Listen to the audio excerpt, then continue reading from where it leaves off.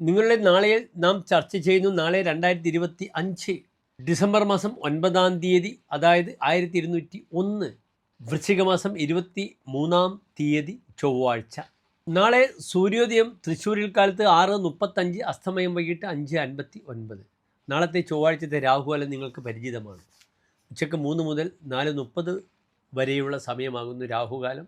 ഈ 1.5 മണിക്കൂർ സമയം നാം ശുഭകാര്യങ്ങളൊന്നും തന്നെ അനുഷ്ഠിക്കാറില്ല. നാളത്തെ ദിനം ചൊവ്വാഴ്ചയാണ്. സാധാരണ ചൊവ്വാഴ്ച ശുഭകാര്യങ്ങളൊന്നും തന്നെ നാം അനുഷ്ഠിക്കാത്ത ദിനമാകുന്നു. നാളത്തെ നക്ഷത്രം നിങ്ങൾ ശ്രദ്ധിക്കുക. നാളെ ആയില്യം നക്ഷത്രമാകുന്നു. ഒരു ശുഭകാര്യങ്ങൾക്കും നാം സ്വീകരിക്കാത്ത നക്ഷത്രമാണ്. വിത്തിട്ടാൽ പൊടിക്കാത്ത നക്ഷത്രമാണ്.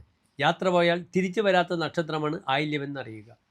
യമൻ, ഉദ്രാഹി, മുപ്പൂരം, തൃക്കേട്ടൈവ 7 നാൾ. ഇപ്രകാരം 7 നക്ഷത്രങ്ങളുണ്ട്. യമൻ എന്നാൽ ഭരണി, രുദ്രൻ എന്നാൽ തിരുവാതിര, അഹി ആയില്യം, പിന്നീട് പൂരം, പൂരാടം, പുരുരുട്ടാതി, തൃക്കേട്ട. ഈ 7 നാളുകൾ വിതക്കിൽ വിളയാ ഭൂമോ, വിത്തിട്ടാൽ പൊടിക്കില്ല, യാത്ര പോയാൽ തിരിച്ചു വരില്ല.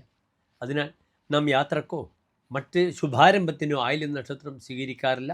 നാളത്തെ തിഥി കറുത്തപക്ഷത്തിലെ പഞ്ചമി തിഥിയാണ്, 5-ാമത്തെ തിഥിയാണ്. ചന്ദ്രൻ കറുത്തപക്ഷം 5-ാം തീയതി ബലവാനാണ്. എങ്കിലും ഈ ചൊവ്വാഴ്ചയും ആയില്യം നക്ഷത്രവും വിശേഷിച്ച് ഒരു ശുഭകാര്യത്തിനും നാം സ്വീകരിക്കാറില്ല. സുബ്രഹ്മണ്യ സ്വാമി ക്ഷേത്രത്തിൽ വഴിപാടുകൾ ചെയ്യുക.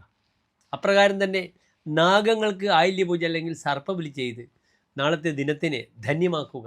സർപ്പപ്രീതിരെ അവശ്യമേവ കരണീയം ആരോഗ്യ പുത്രാപ്തിയെ.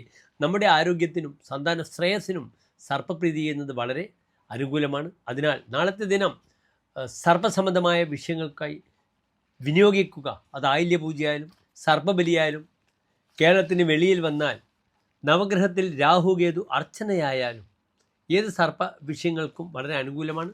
ഓം രാഹവേ നമഃ, ഓം കേതവേ നമഃ എന്ന പ്രാർത്ഥന വളരെയധികം അനുകൂലമായി വരും. ശുഭമുഹൂർത്തങ്ങൾ ഒന്നും തന്നെ ഞാൻ നിങ്ങളുമായി പങ്കുവയ്ക്കുന്നില്ല. നന്ദി, നമസ്തേ.